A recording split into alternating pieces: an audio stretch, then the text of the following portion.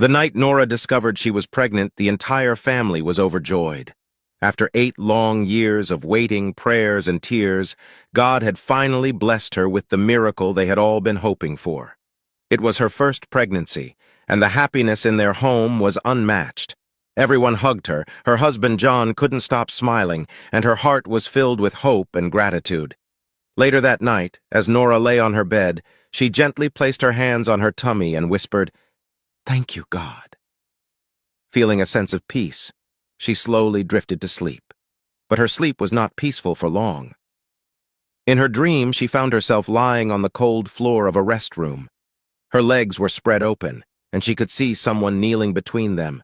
As her eyes focused, she froze in shock. It was her stepmother, Agatha.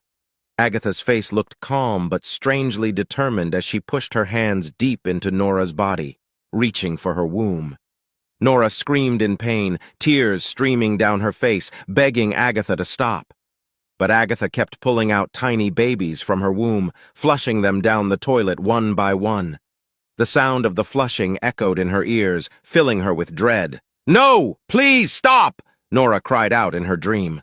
But Agatha didn't stop. The pain was unbearable, and Nora screamed louder, trying to fight back. Suddenly, she woke up with a start, her body shaking and her heart racing. "It was just a dream," she whispered to herself, her voice trembling. But as she looked down, she froze in terror. Her bedsheets were soaked in blood. "No, no, no!" she screamed, clutching her stomach. "God, please don't let this be real. Please, no!" Her screams woke John, who rushed to her side. The sight of the blood drained the color from his face. Without wasting a second, he scooped her up and rushed her to the hospital. But it was too late. The doctors delivered the devastating news. She had miscarried. Nora's world shattered. She and John cried together in the hospital room, their dreams crumbling after years of waiting and hoping. The next day, still grieving, Nora packed a small bag and decided to visit her mother. She needed comfort, someone who would understand the depth of her pain. As she walked into her father's house, she passed her stepmother, Agatha, in the hallway. For a moment she froze, unsure whether to speak to her or walk past. Was the dream just a nightmare? Or did Agatha have something to do with this? Before Nora could decide, Agatha walked up to her with open arms and hugged her tightly. "My child, welcome home," she said warmly. Nora stiffened in her embrace, her face cold and unwelcoming. "And thank you," she muttered, quickly stepping back. Agatha studied her with a worried expression. "Are you okay? You don't look happy. You look tired," she said, her voice filled with concern. "I'm fine," Nora replied curtly, avoiding eye contact. "Let me go see my mom." She walked away, leaving Agatha standing in the hallway, confused. In her mother's room, Nora couldn't hold it in any longer. She fell to her knees beside her mother, tears streaming down her face. "Nora, what's wrong? You're scaring me!" her mother exclaimed, rushing to her side. Through her sobs, Nora managed to say, "I lost the pregnancy, Mom. I lost it." Her mother gasped, holding her tightly. "Oh, my child, I'm so sorry," she whispered. Nora explained everything, the dream, the bleeding, and her suspicions about Agatha. "Mom, I think Agatha has a hand in this," she said, her voice trembling. But her mother quickly interrupted her. "No, my child, don't think like that. Sometimes the devil can use the faces of people we love in dreams to create confusion and mistrust. Agatha has been good to us since the day your father married her. Even when she didn't have children of her own, she treated you and your siblings like her own. I don't believe she would hurt you." "But, Mom," Nora began, but her mother shook her head gently. "Listen to me, my child. Let's keep praying and trusting God. The one who will stay will come. This is not the end. Hold on to your faith," her mother said, stroking her hair. Nora nodded through her tears, but the doubt in her heart remained. As her mother held her, she silently wondered if she could ever trust Agatha again. Agatha's knock on the door interrupted their emotional conversation. "Mama Nora, is everything okay?" she asked, her voice laced with concern. Mama Nora stepped out to meet her, closing the door gently behind her. She explained everything, the dream, the bleeding, and the devastating loss of the pregnancy. Agatha's face turned pale as tears welled up in her eyes. "God forbid me hurting my own!" Agatha exclaimed, her voice trembling with emotion. "I would never harm Nora or anyone in this family. Mama Nora placed a hand on her shoulder. I know, Agatha. I believe this is the devil trying to break the peace we've always had in this family. Agatha nodded and then said thoughtfully, There's a place I know, a prophetess. She's a powerful woman of God, and she knows how to deal with spiritual issues. We should go to her. She can help us. Nora and her mother exchanged a glance. Though they were hesitant, they trusted Agatha. Together, they decided to visit the prophetess in hopes of finding answers and peace. The journey to the prophetess's place was long and eerie. They traveled to a small village, walking along a narrow path that led to a hillside near a dark, winding river. The valley was surrounded by tall, shadowy hills, and the air felt heavy, almost as if it carried secrets no one dared to speak of. When they arrived, the prophetess was waiting for them. She was an older woman with a wise and weathered face, wearing a long, flowing robe. Her piercing eyes seemed to look straight into Nora's soul, as if she already knew everything that had happened. She nodded silently and gestured for them to sit. Nora clutched her mother's hand tightly, feeling uneasy as the prophetess closed her eyes and began to pray. Her voice was steady and commanding, filling the small room with a powerful presence. The candles flickered, casting strange, dancing shadows on the walls. Nora felt a chill run down her spine, and her grip on her mother's hand tightened. She wanted to run, but something about the prophetess kept her rooted in place. After what felt like an eternity, the prophetess opened her eyes and spoke softly, her voice filled with mystery. Nora, she said, you are being followed by a powerful water spirit. This spirit comes from the deep waters and has been connected to you since before you were born. It is causing these strange events in your life, and we must perform a special prayer to break its hold over you. Mama Nora's face turned pale as she held Nora's hand tighter. Please, do whatever you must to help my daughter, she pleaded. The prophetess shook her head slowly. This cannot be done without her husband's presence, she said. You must return in the morning with him. Bring something from Nora's childhood, preferably a piece of her baby clothing. Tonight, however, we must begin the first prayer. Only I and her stepmother can perform it. Nora will stay here with us. Do not worry. She will be safe. Mama Nora hesitated, her heart heavy with worry. She didn't want to leave her daughter behind, but she had no choice. She held Nora's hand and whispered, Be brave, my child. I'll be back in the morning with John. Trust God, and trust these women to help you. As her mother left, Nora felt a knot of fear tighten in her stomach. She sat quietly as the prophetess began preparing for the night. She lit candles and sprinkled water around the room, murmuring prayers under her breath. The flickering candlelight cast eerie shadows on the walls, making the room feel mysterious and slightly spooky. Agatha stayed by Nora's side, holding her hand and whispering words of comfort. Don't be afraid, my child. We are here to help you. But as the night deepened and the air grew colder, Nora couldn't shake the feeling that something extraordinary and terrifying was about to happen. Late that night, when the world was silent and still, the prophetess called Nora. The small room was dimly lit, with candles flickering and casting strange, dancing shadows on the walls.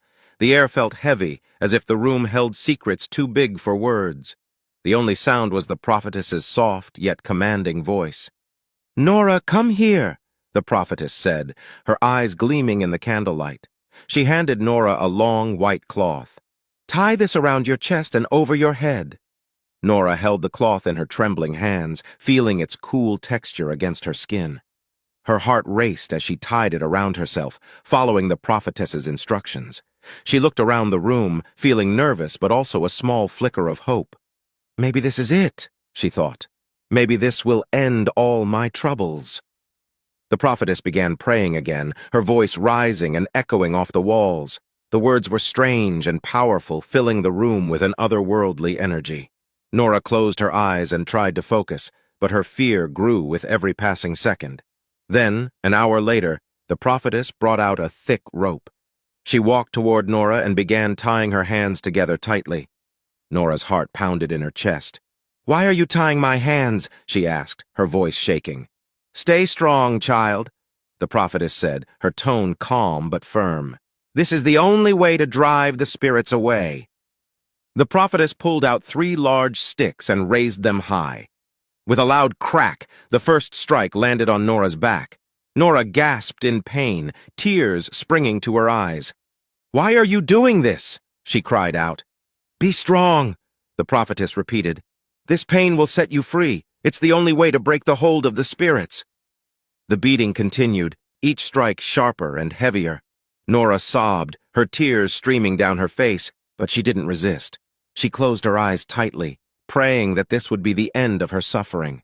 With every strike, she whispered silently, "God, please let this be the last time." When morning came, Agnes and John arrived at the prayer house carrying everything they had been told to bring: baby clothes, salt, and an old family photograph. The moment John saw Nora, his heart broke. Her body was bruised, her face pale, and her eyes filled with pain. He ran to her, holding her tightly. "Who did this to you?" he asked, his voice trembling with anger and heartbreak. He looked down and saw the red, swollen marks on her back and arms. Tears filled his eyes as he held her close. Nora took a deep breath, her voice barely a whisper. "It's over now," she said, trying to reassure him. The prophetess walked into the room carrying a small waist bead. She handed it to Nora and said, "Wear this on your waist and never remove it. With this, no witchcraft can harm you again. There will be no more loss of pregnancy." Nora and John left the prayer house that afternoon, their hearts heavy but hopeful. As they traveled back to the city, they clung to the hope that their nightmare was finally over. But deep down, something didn't feel right. Late that night, John sat up beside Nora, pressing a warm towel against her bruised back. The room was quiet except for their breathing and the occasional hiss of the hot water. "Baby," John said softly, breaking the silence, "do you really think this prophetess is real?" Nora winced as the towel pressed against a sore spot. "Yes, John, she is real. My stepmom took me to her before, and it was after that visit that I conceived for the first time. I didn't want to tell you before because I was desperate. I needed answers." John paused, his brow furrowed. "Something feels off about that place. I can't explain it, but it doesn't sit right with me." Nora didn't reply immediately. She stared at the wall, her mind replaying the events of the night before. The beating, the prayers, the strange energy in the room, it all felt like a distant dream. But was it? As the clock ticked on, a shadow of doubt crept into her heart. Was the nightmare really over? Or had it only just begun? 2 months after her last miscarriage, Nora discovered she was pregnant again.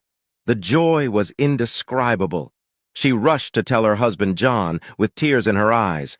"I told you the prophetess is real!" she exclaimed, her voice trembling with excitement. "Her prayers are working. Her church is growing so fast because of the good work she does in God's name." John hugged her tightly, relieved but still cautious. "Let's keep praying," he said softly, though a part of him remained uneasy. The pregnancy progressed smoothly. Nora glowed with happiness, and every visit to the doctor confirmed that the baby was healthy. They began preparing for their long-awaited child. Everything felt perfect, until the pregnancy clocked exactly 20 weeks. That night, Nora drifted off to sleep. In her dream, she found herself in the same dreadful scene as before. She was lying on the cold restroom floor, her legs wide open. Her stepmother, Agatha, stood over her again, pulling babies out of her womb and flushing them down the toilet. Nora screamed in agony, begging her to stop, but Agatha didn't listen. She woke up with a jolt, her heart pounding like a drum. As her eyes adjusted to the darkness, she noticed her bedsheet soaked with blood. "No!" she cried out, her voice breaking. "Not again!" John rushed to her side, panic written all over his face. He scooped her up and rushed her to the hospital, but the worst had already happened. The doctors confirmed she had miscarried. From that day on, it became a heartbreaking cycle. Nora would conceive, and exactly at 20 weeks, she would lose the pregnancy. They visited the best hospitals in the country, but every doctor said the same thing. There was nothing physically wrong with her. Nora's stepmother, Agatha, kept encouraging her. "My child, have faith and stay close to Prophetess Thunder. She's a great woman of God." You heard my story. Before your father married your mother, I was barren for 18 years. But when I met Prophetess Thunder, everything changed. In 2 years, I gave birth to your stepsisters. Hold on to her. We will win this battle. For 2 years, Nora continued to miscarry every pregnancy at 20 weeks. The constant loss broke her spirit. She became a shadow of herself, and one night she couldn't hold it in any longer. She woke her husband, tears streaming down her face. "John, it's clear now," she said, her voice trembling. "God doesn't want us to have children. I've seen so many women visit Prophetess Thunder and carry their children, even my friend Adura. Maybe I'm meant to live and die without a child, but you, my love, don't deserve this. I can't let you be part of my misfortune." John shook his head, his voice firm. "No, Nora, we will go through this together. God will bless us with our own children." Nora looked at him with pleading eyes. "John, I've already spoken to Agatha. You should marry my stepsister, Terry. She will give us children. Please do this for me." John jumped out of bed, his voice filled with disbelief. "God forbid!" he shouted. "How can you even suggest such a thing?" "Please, John," Nora begged, holding his hand. "It's the only way. At least she's my sister, and we can be one happy family." But John refused, his heart heavy with sadness and anger. Late one night, John sat alone, his mind racing. "God, I know you will not forsake me," he whispered. "The time is now." The next morning, he packed a bag and told Nora, "I have an urgent business meeting. I'll be back in 3 days." Though worried, Nora nodded. "Safe trip, my love." John drove for hours until he reached the old, crumbling house where he had grown up, the place where his parents were buried. The house stood alone in a desolate field, surrounded by silence and memories. He stripped himself naked and knelt on the cold floor. "God, show me the root of our problems," he prayed, tears streaming down his face. He cried, fasted, and prayed for 3 days straight. On the final night, as he lay exhausted, he heard a clear voice. "Remove the waist bead and set it ablaze on the day the pregnancy clocks 20 weeks. John sat up, startled. At first he thought he had imagined it, but the instruction grew stronger in his spirit. Back home, John convinced Nora to try again. Reluctantly, she agreed, and soon she was pregnant once more. During the pregnancy, Nora was placed on strict bed rest, but she continued to visit Prophetess Thunder secretly, against John's wishes. When the pregnancy reached 20 weeks, Nora grew terrified. That night, she sat up in bed with John, clutching her stomach. "Honey, let's stay awake tonight," she said. "I want to see the demon that comes to take my child." John nodded, though he had his own plans. He gently mixed a sleeping pill into her drink. "Drink this, my love," he said. "It'll help you relax." Nora hesitated, but drank it anyway. Moments later, her eyelids grew heavy, and she drifted off to sleep, unaware of what John had planned next. Late that night, while Nora slept peacefully, John quietly removed the waist bead from her waist. His hands trembled as he held the thin string, knowing this was no ordinary piece of jewelry. He walked into his small prayer room, clutching it tightly, and knelt on the floor. "Lord, I don't know what's happening, but I trust you," he whispered. He lit a small fire in a clay pot and threw the waist bead into the flames. As the fire consumed it, John's prayers grew louder, tears streaming down his face. "Whatever power has held us captive, let it end tonight," he cried, his voice echoing through the room.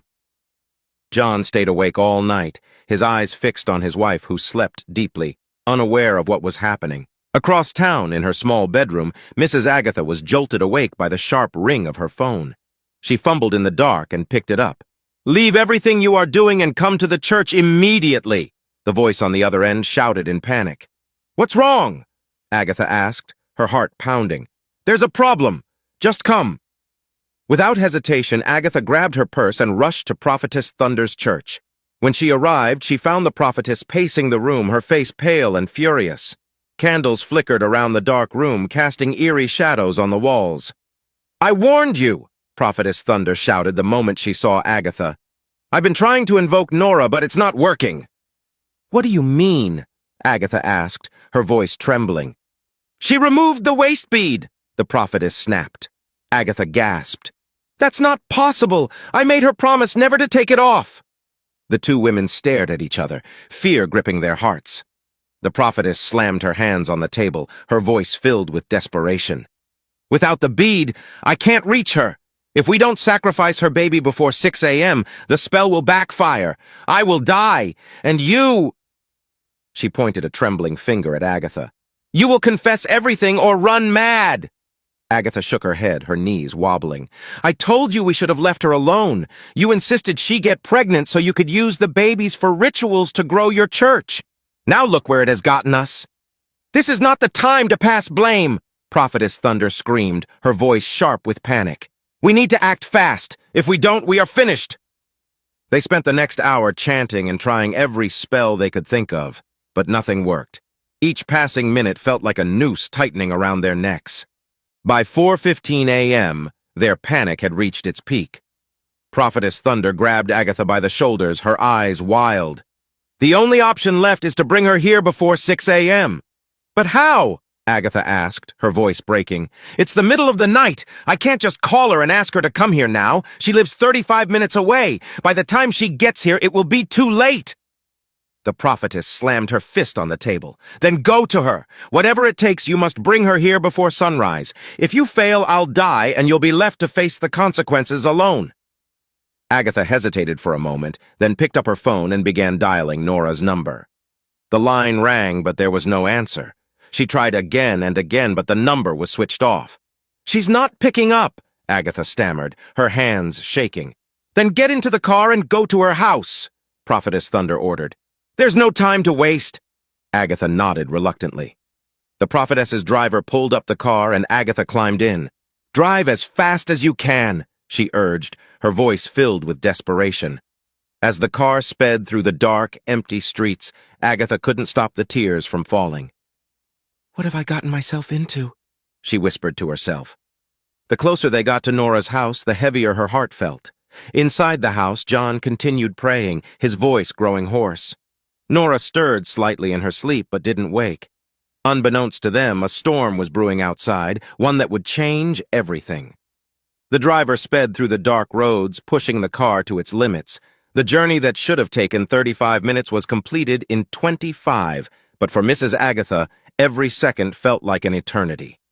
When they arrived at Nora's house, Mrs. Agatha didn't waste a moment. She banged on the door, her fist trembling as she knocked harder and harder. John opened the door, his face calm but wary.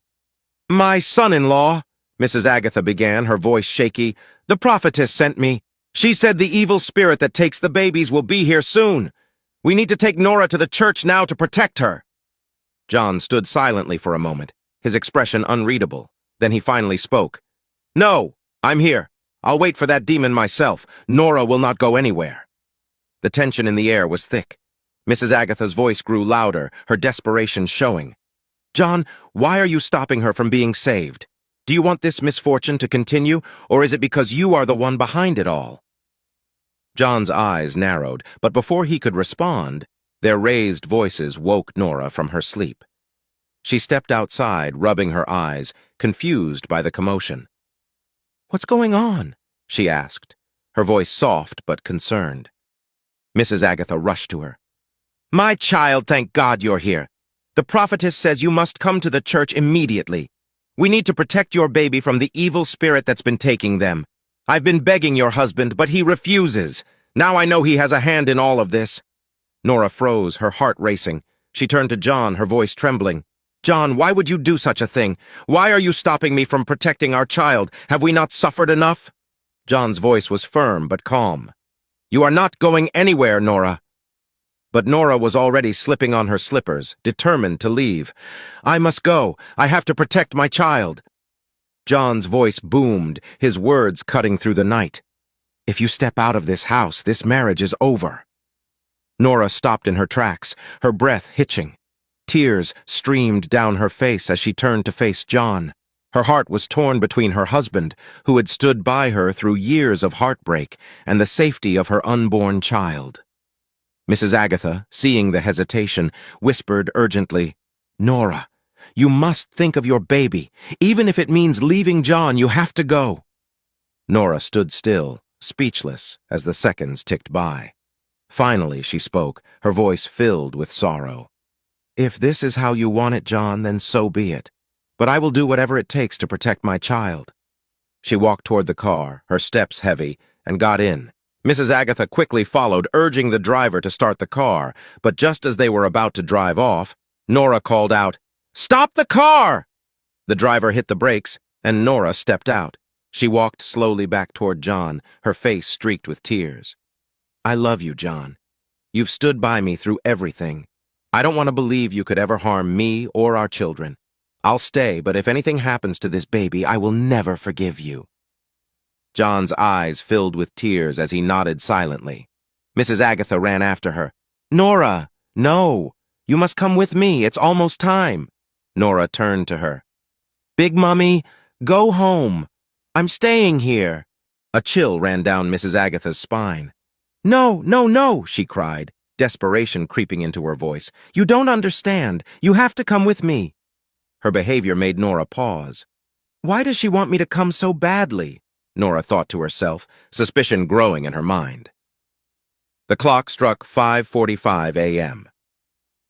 With just 15 minutes left, Mrs. Agatha grew frantic. Her hands shook, her breathing quickened, and then suddenly she dropped to her knees. "Please, I'll confess!" Nora and John exchanged a shocked glance before stepping closer. "Confess what?" they asked in unison. Mrs. Agatha sobbed uncontrollably, her voice barely audible. "It was me, all these years. I was jealous of Mama Nora. She took everything from me, my husband, my home, the love I once had, and now she has everything. Her daughter is married, her son doing. But look at me. No one wants to marry my daughters. I lost everything. To her, I was jealous." Nora gasped, her hand flying to her mouth as Mrs. Agatha continued. "The prophetess and we took your babies to grow her church. Every time you got pregnant, we made sure the baby was sacrificed." John clenched his fists, his entire body shaking with rage. "How could you?" he roared. Nora, tears streaming down her face, whispered, Why would you do this to me?" As dawn broke, the truth spread quickly. People gathered outside their home, horrified by Mrs. Agatha's confession. By morning, the village elders banished Mrs. Agatha, forbidding her from ever stepping foot in the state again. Months later, Nora gave birth to a beautiful set of twins, a boy and a girl. The joy in their home was immeasurable. As Nora cradled her babies, she looked at John, her eyes filled with gratitude. "We made it," she whispered. John smiled, his heart finally at peace. "Yes, we did, and nothing will ever take this happiness away from us again."